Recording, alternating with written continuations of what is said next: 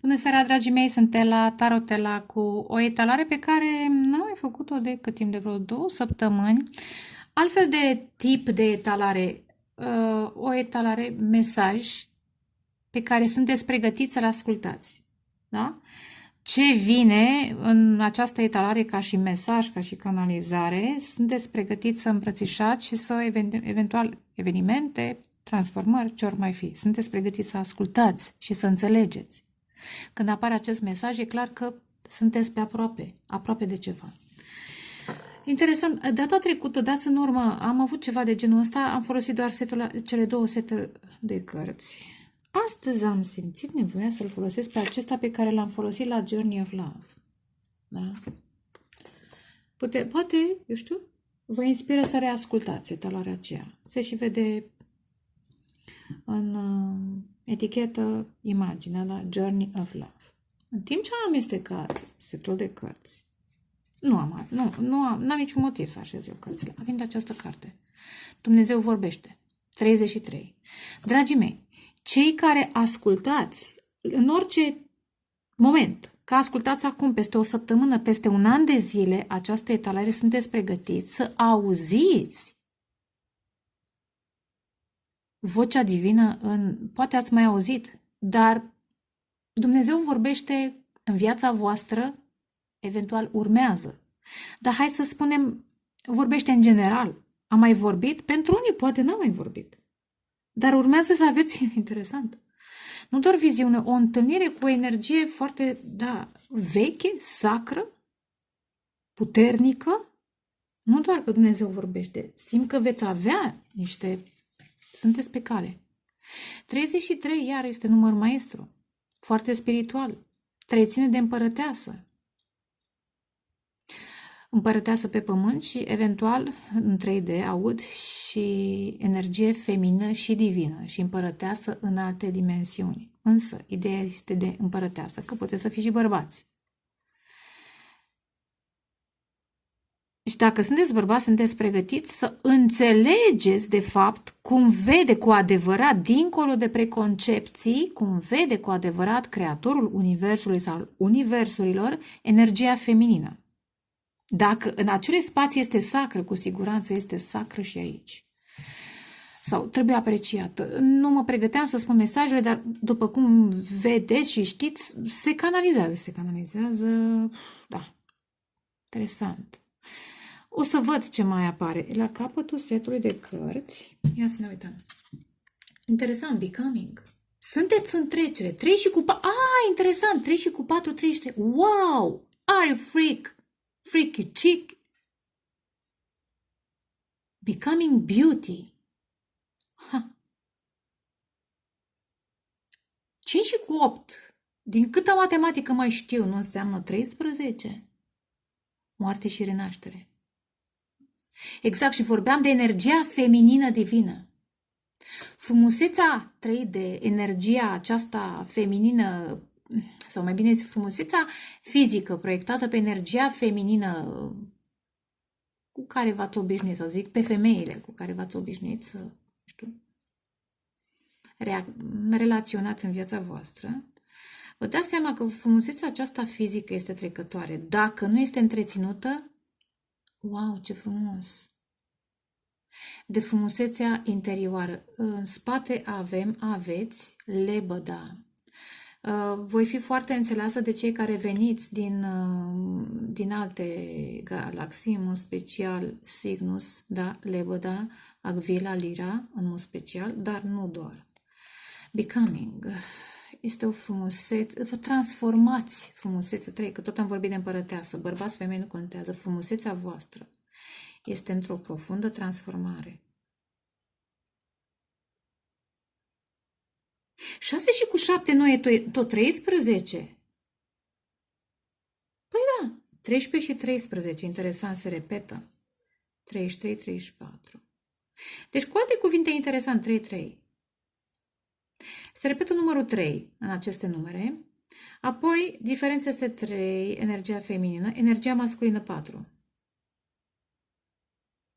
Interesant, să mă opresc aici la Becoming. Sunteți în tranzit. Sunteți în tranzit, interesant, pe acest pământ, clar, și nu doar. Sunteți pe cale să deveniți o frumusețe rară. Ce frumos. Legacy of Light, are you crazy? Și în primul rând să vă dați seama de fapt, apropo de frumusețe, da? De darurile acestea speciale pe care le aveți. Nu contează ce sunteți, bărbați, femei. Și în momentul în care îți dai seama, faci diferența între moștenirile fizice, avuțiile, da? Acestui plan. Ce mai simt? Și potențialul celorlalte realități e ceva. Știți ce simt aici? Simt un cuplu. Wow! Și chiar dacă nu e cuplu, pentru unii ar putea. Ce urmează se întâmple să vă aducă mai aproape de o anumită persoană cu care poate ați mai trăit în alte dimensiuni, în alte realități. Ați lucrat, aveți o moștenire de preluat împreună cu ei pentru lucrarea pe care urmează să o faceți. Și chiar dacă nu este cuplu, oricine ați fi aici, sunteți protejați.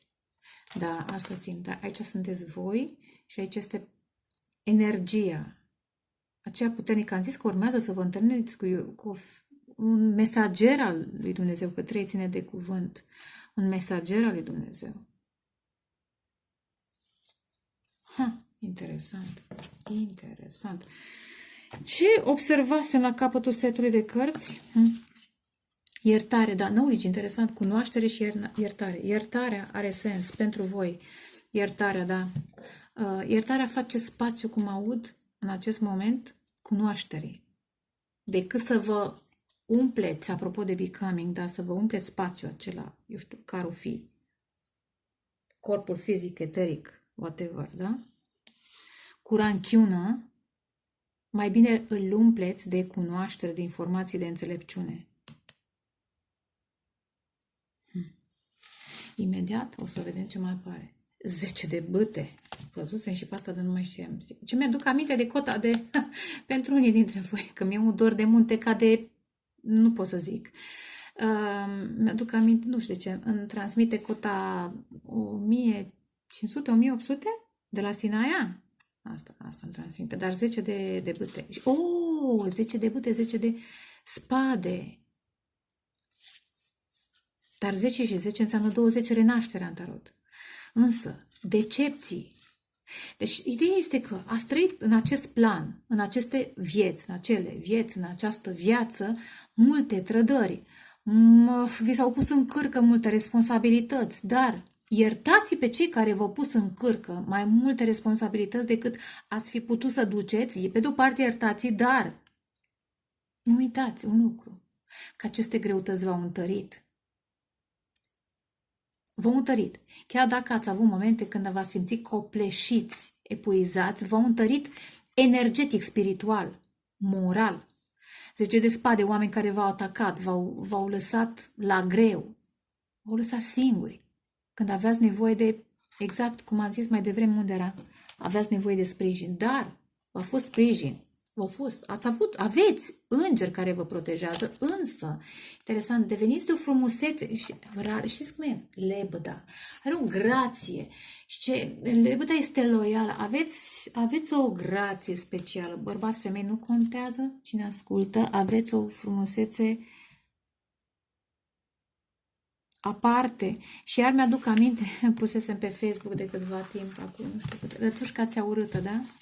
Poate că v-ați considerat la un moment dat, trecând prin aceste situații, în preajma unor, eu știu, cuceritori care v-au pus în stres, da? Iubiri în care v-a stresat, că vine, pleacă, decepție, da, epuizări, da?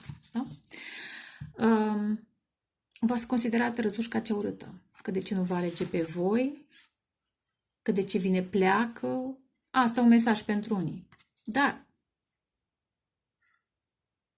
interesant ce simt. Simt că toate aceste războaie, da? Și responsabilități v-au menținut lumina sacră și au dovedit acolo, dincolo, în alte realități, dimensiuni, cât de Curajoși sunteți. Hai să vedem ce alte... ce nici mă așteptam, dar o să las așa. Dumnezeul vorbește. Vă place, nu vă place? Eu zic că sunteți pregătiți, da, zic. Sunteți pregătiți să ascultați, pentru că în această etalare Dumnezeu vorbește. Hai să vedem. O dată, de 2 ori. Am zis, adevărul este că sunteți foarte stresați.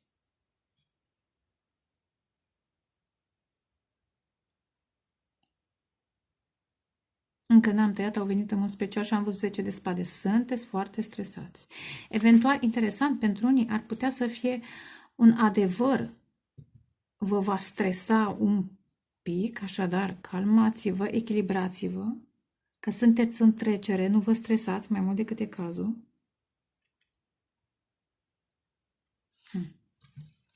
Încă n-am tăiat. Pentru că urmează lumina. Ia uite, lumină, Dumnezeu. Să nu uităm că mâine este înălțarea. Doamne ajută. Probabil că interesant. Au fi având legătură pentru unii, dar o dată, de 2 ori, de 3 ori. Și atunci făcui paradisul. Interesant. Ce frumos. Paradis. Paradis. Paradis.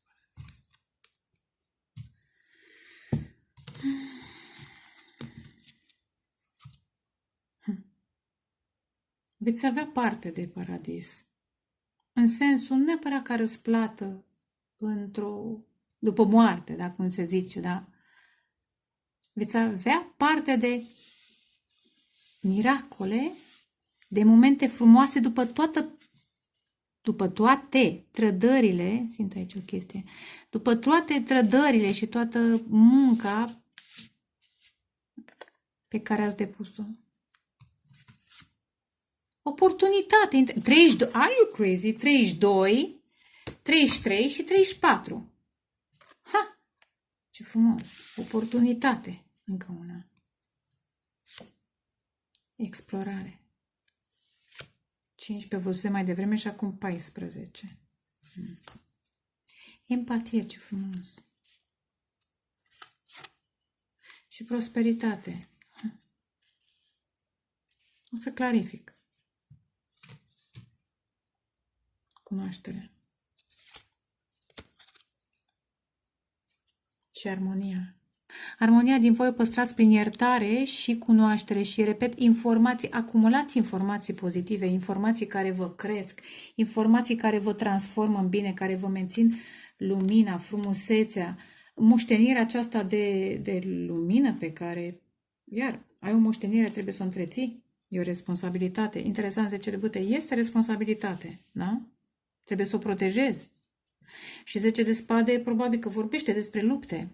Pentru că a trebuit să protejați, interesant, unii dintre voi, o conexiune profundă pe care o aveți cu Dumnezeu. Ați conștientizat-o, n-ați conștientizat-o, e pe cale să se manifeste în cazul în care n-ați trăit-o. Dar eu cred că ați trăit-o. Empatie. Păstrați-vă empatia.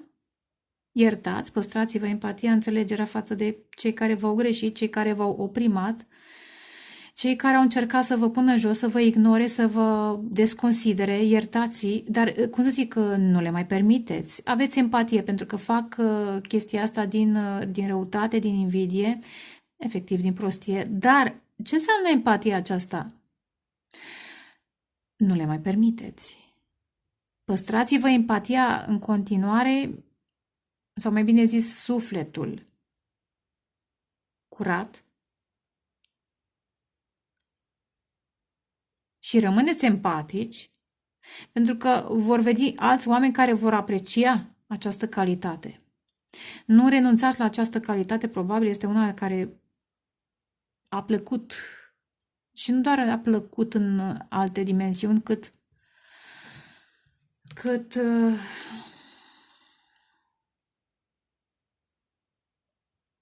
vă adaugă în acea frumusețe despre care am vorbit, o frumusețe nu doar fizică, cât sufletească, spirituală. Empatie. Explorare. O să clarific imediat. Veți avea parte de o oportunitate deosebită să vă explorați, interesant, calități pe care la un moment dat, din cauza decepțiilor și a rănilor profunde pe care le aveți, ați început să le desconsiderați. Probabil că unii dintre voi ați crezut că n-au nicio valoare, că nu merită să fii bun, nu merită să fii empatic, să arăți compasiune, să iubești, pentru că ai fost trădat, pentru că ai fost pus jos. Dar nu, repet, unii iertați, că am început cu iertarea, adăugați cunoaștere pozitivă, steaua lui David poate să însemne ceva, dar nu asta. E energia, triunghiul de foc și triunghiul de apă, masculin și feminin. Iar avem numere maestre. Echilibrați-vă, cu alte cuvinte, și îmi place că vine, ia uite, și intuiție, armonie și intuiție și magie. Magia e în voi. Ascultați-vă intuiția. Simțiți, interesant, și feelings. Acum citesc aici, da? Emoții și feelings, nu interesant. Emoțiile voastre. Băi, da câte. Emoțiile voastre. Simțiți-vă emoțiile pozitive, nu pe acelea negative. Iar 22, 33, aduceți bucurie. În momentul în care voi sunteți într-o emoție pozitivă, aduceți bucurie altora și ajutați pe ceilalți. Magia e în voi. Cu alte cuvinte, ce înseamnă magia? Puterea de a transforma, de a vă transforma pe voi și pe alții. E un dar divin. Ascultați-vă intuiția. Interesant, vine ca un trăsnet 16. Treziți oameni și vă treziți și voi, dar nu despre asta, vorbesc despre trezirea voastră, nu doar despre alții. Așadar, armonie. Da, zic, păstrați-vă armonia prin informațiile pe care le adăugați, le acceptați, le absorbiți. Oportunitate. 3 și cu 2, 5, interesant. Poate chiar... 5 și 5, interesant. Posibil ceva de la portalul 5 a 5 începe să se urnească după o perioadă, 12 ține de spânzurat, după o perioadă de așa zisă stagnare, dar în care v-a fost testată. Știu că sună ciudat, ori chiar sumbru, cât nu mă mai testez, Doamne, pentru unii dintre voi, dar repet, pentru că știu cum este și eu am trecut, eu nu vorbesc din cărți, vorbesc din experiență. Experiența mea de viață și eu am trecut și încă mai trec, ați văzut că și eu mai dispar. Dar luptele acestea v-au făcut mai puternici. Faptul că v-ați ridicat, că ați renăscut și iar v-ați păstrat frumusețea interioară. Loialitatea față de sufletul vostru, față de Dumnezeu, apropo de lebădă. Interesant, poate lebăda să însemne ceva pentru unii dintre voi, pentru mine înseamnă, pentru voi, iar lebăda, eventual. Lebăda ține aici de exprimare, de felul în care vorbiți, vă exprimați, gesticulați. Sunt grațioase toate aceste tipuri de exprimare. Interesant, lebăda vorbește foarte puțin. Poate asta să însemne ceva. Probabil că ați vorbit puțin în această perioadă în care v-ați sacrificat, ați fost trădați și ați vorbit puțin pentru că a trebuit să vorbiți cu voi și cu Dumnezeu. Interesant cum aud. Și pentru această perioadă de sacrificiu, ce frumos! Interesant, casa 12 a peștelor și casa 8 a scorpionului ca și casă și 5 casa bucuriei, a copilăriei, a iubirii de viață, a creativității. Interesant, poate se mai poate întâmpla dacă nu vă dați seama exact ce s-a întâmplat la portalul a 5-a. Repet, veți vedea, dar simt că prin august, pentru că casa a 5-a reprezintă și casa leului. Probabil în august veți simți cum deja vă urniți înspre o perioadă de prosperitate. Ăsta este premiul vostru. Dumnezeu vorbește, credeți-mă. Nu e înfumurare, dar în sensul că asta e, în etalarea aceasta Dumnezeu vorbește. Vă transmite ceva. Hai să vedem, să clarificăm. Odată, de 2 ori, de 3 ori. Oh, 10 de cupe. Măi, a zis? Meritat. Împărăteasa, are you crazy? Alchimistul. Manifestați abundență, manifestați dragoste pentru că meritați. Atrageți. Șahbanul, ce-mi place. Atrageți oameni care vă văd. Interesant, apropo de cunoaștere nouă, ce am vorbit, da? Și lumina despre care am discutat mai devreme. Mâine înălțarea, ar fi bine. E un moment, este un portal. Ăsta este portal. Interesant cum văd hârtiile acestea, iar Dumnezeu vă transmite informații, voi poate unii trebuie să scrieți, să faceți versuri, să scrieți în jurnalul vostru, să faceți o carte, să desenați, să compuneți, da? Unii dintre voi. Și chiar dacă nu faceți versuri sau nu scrieți vreun roman, ori nu compuneți, scrieți în jurnalul vostru ce revelație aveți, pentru că sigur veți primi, dacă deja ați început câte un pic. Dar urmează, ia uite, din ce în ce mai multe. Se creează deja o cărare, mă simt. Energetică, evident, verbală. Cum sunt, ca să înțelegeți, cum sunt circuitele neuronale, cam așa ceva, așa văd. Da? Manifestați abundență, dragoste, uite. Ce frumos!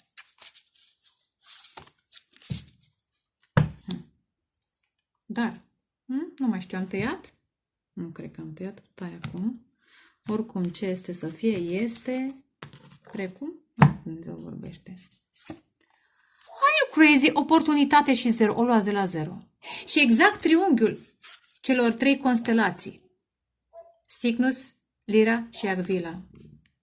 Pentru cei care știu. Pentru cei care nu știți, căutați și citiți, apropo, adăugați cunoaștere. Cunoaștere de altă vibrație, nu ascultați noutățile politice, că nu astea sunt importante.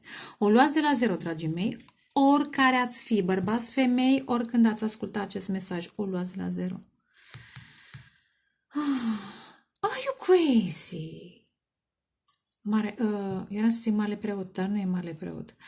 Eventual, Dumnezeu vă ghidează, Sfântul Ilie. Ilie în iulie, august, ceva, veți vedea. 7-8. Faetonul. O oportunitate de a călători și de a explora lumea, dar nu doar lumea aceasta fizică, de a vă explora pe voi, de a descoperi relații. Wow, ce frumos mesaj! 33, le văd relații în oglindă. 33-34, da? 3 este Sfânta Treime, da? Sfânta Treime vorbește pentru energia feminină, Sfânta Treime vorbește pentru energia masculină. Urmează să vă întâlniți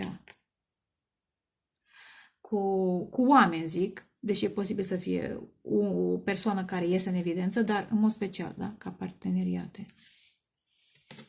Ce frumos! Dar ce înseamnă? Faetonul merge către stea, către vindecare. Empatie. Fiul cupelor. Ce poate să reprezinte empatia mai bine? Uite, vedeți cum și oportunitatea. Ce poate reprezenta? Măi, cum au venit cărțile, voi vedeți? Ce poate reprezenta mai bine oportunitatea decât 0?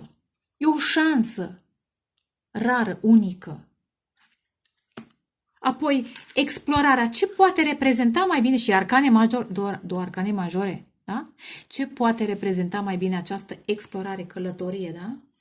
Decât faetonul. Marcaș puternic în săgetător, dar posibil și ceva rac leu. Iar Sfântul Ilie, iubirea mea. Iubirea mea, în sensul că deci eu am o relație foarte... Mărturisesc că am o relație foarte specială cu Ilie. Acuși, ce poate reprezenta empatia mai bine decât fiul cupelor? Nu? Creați poduri de emoții, de lumină, da? Între sufletul vostru și sufletul altora. Și uite, așa vă atrageți prosperitate, pentru că dincolo de decepții, da? Dar pentru asta trebuie să iertați, să faceți loc. Dincolo de decepții v-ați păstrat sufletul curat. Ce frumos! Eventual cineva vine spre voi pentru că atrageți persoana potrivită. 5 de cupe, prosperitate. 5 înseamnă schimbare. Probabil că ați plâns, că alții v-au părăsit, dar vedeți, ridicați doar ochișorii. Urmează să aveți o întâlnire foarte specială. Un sufletel perechel este aici, în plan fizic. O prietenie aparte, o dragoste specială, un parteneriat, inclusiv de business, că vorbim de prosperitate. Interesant, apropo, iar, o să clarific și aceasta. Apropo de prosperitate, aveți 5 cupe, ca la lecțiile de matematică. Ați avut 5 cupe, 3 s-au spart, câte au rămas? Da? Asta este problema. Schimbați perspectiva. Schimbați perspectiva. Nu vă mai uitați la ce ați pierdut, cât ce ați câștigat sau cu cât ați rămas. Și să nu uităm, vai ce frumoasă canalizare. Mulțumesc mult, te pup. Da? Cele 3 au rămas în plan 3D. Cele 2 sunt deja într-un plan mult mai înalt. Sunt ca pe un podium. Masa asta o văd ca pe un podium. Ca pe un podium. Vine. Da. Altar. Un loc special. Ai, ce frumos mesaj! Dumnezeu v-a pregătit, oi, ce frumos, un personaj foarte special. Uite, am fiori, băi, deci am fiori pe toată mâna. Mâinile, pe ambele. Deci, pentru suferința voastră că ați trecut, dați în urmă dacă ați uitat.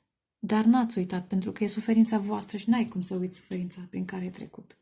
Dragă ascultătoare și dragă ascultător, nu ai cum să uiți.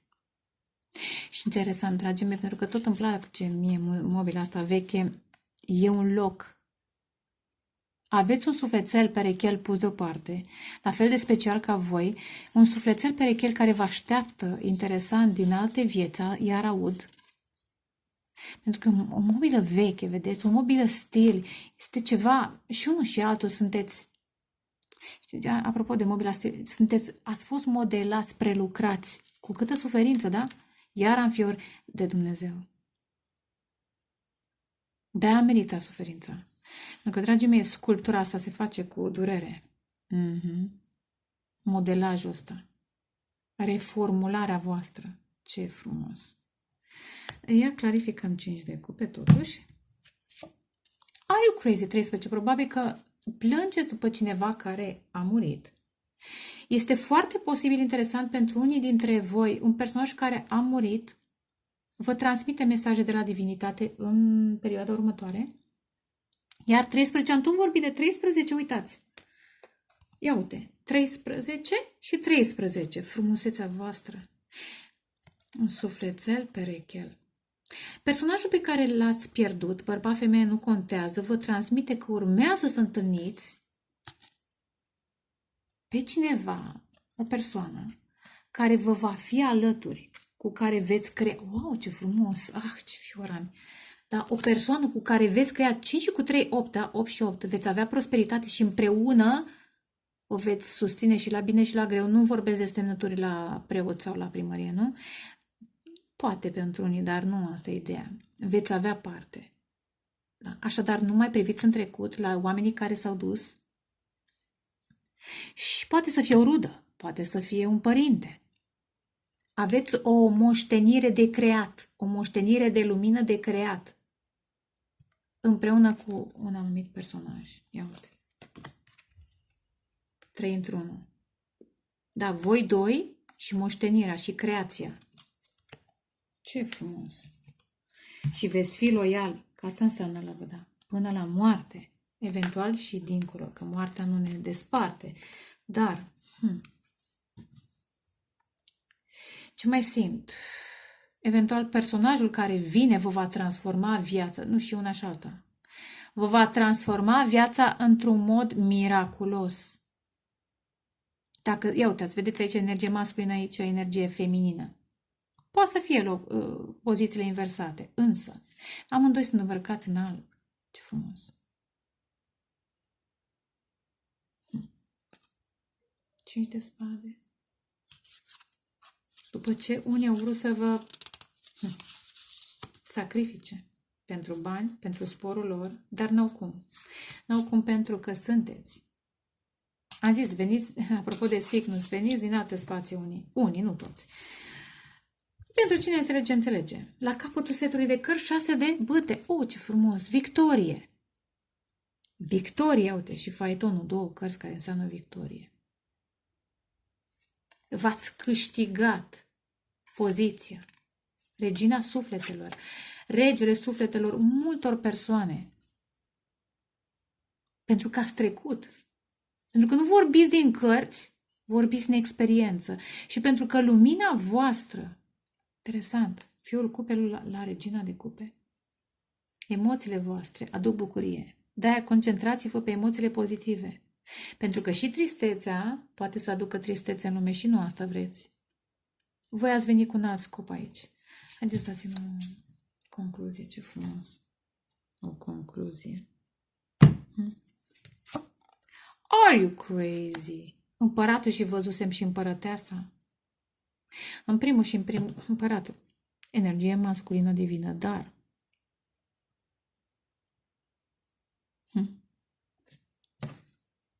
10 de monede, da? Un personaj important cu mulți bani o să vrea eventual să colaboreze, o oportunitate.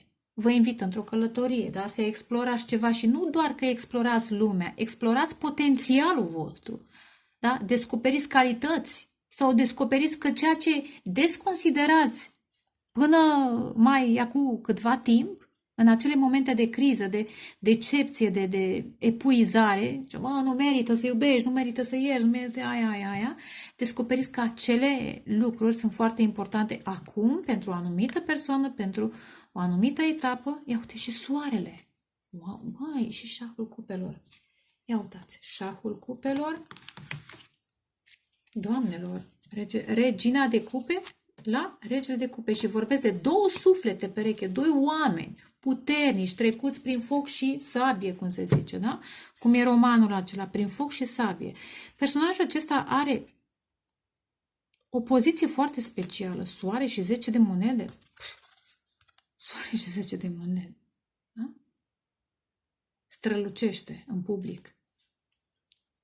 Are succes, are impact, are autoritate. Însă simte, interesant, își ascunde emoțiile. Dar în fața voastră, doamnelor, acest bărbat se va simți copleșit. Pentru că sunteți amândoi la fel, pentru că ați mai trăit în alte vieți, pentru că aveți de creat o, ia uite, are you crazy? 10 de monede înseamnă moștenire, soare înseamnă, da, lumină. Și aici ce înseamnă? Ia citiți și voi. Moștenire de lumină. Da? 5 cu 3. Aveți de creat o moștenire de lumină împreună și nu doar de lumină. Succesul pe care urmează să-l manifestați cu acest personaj, ați spune, da, de ce? Pentru că are succes. Are un anume tip de succes, dar alături de voi, în parteneriat cu voi, poate să fie și o companie, da? O să vedeți, da? Nu e obligatoriu să fie romantic, e posibil, că am văzut fiul cupelor, regele și regina de cupe. Este posibil, dar nu obligatoriu. Ce frumos, 33 văzui, dar mai stau un pic. Hai mă dăm și pe sultan. Derviș, 9. 10 de bâte. Interesant. Și acest personaj are multe responsabilități și s-a izolat emoțional. Vedeți, aici este... Nu știți. Știți cum e că în public arată într-un fel, dar în realitate este cu totul diferit.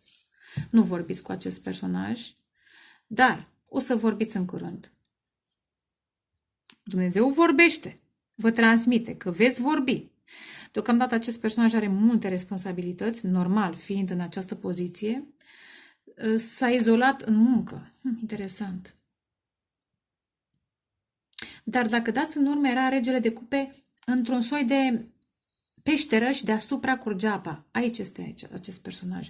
Voi face să iasă la lumină, da? Lumina, empatia. Exact puntea pe care o creați între sufletul vostru și sufletul lor. Bărbați, femei, nu contează. Puteți să fiți voi aici ca bărbați și veți întâlni acea femeie care creează punte între sufletul vostru și sufletul lor. Și puteți să fiți vulnerabili, puteți să ieșiți în... Nu e vorba doar de lumină public, da? De public, nu. E vorba de a vă face văzuți în adevărata voastră, sau adevărata voastră personalitate. Nu sunteți doar, dacă sunteți bărbați, niște figuri autoritare, sunteți și niște oameni profund sensibili. Dar nu puteți să arătați asta oricui, decât cuiva care înțelege, care a suferit ca voi și care este sufletelul perechelul. Sau suflețica perechița. Da, cum să mă zic? Suflețica perechița.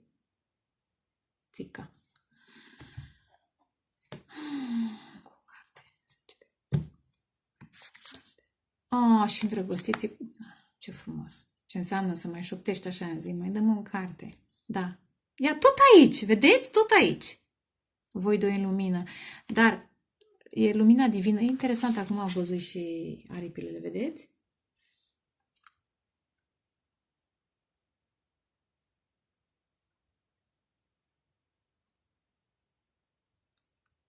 Ce frumos. Acum? Îndrăgostiți înseamnă și parteneriat, chiar dacă nu-i dragoste, dar pentru unii este. Așadar, ascultați, bucurați-vă și păstrați-vă darurile și pregătiți-vă, că e o oportunitate de a călători, de a explora, de a călători către dragoste. În voia divină sau divinității. Vă doresc dragoste, pace, creștere spirituală și vă pup. Numai bine, ceau, ceau!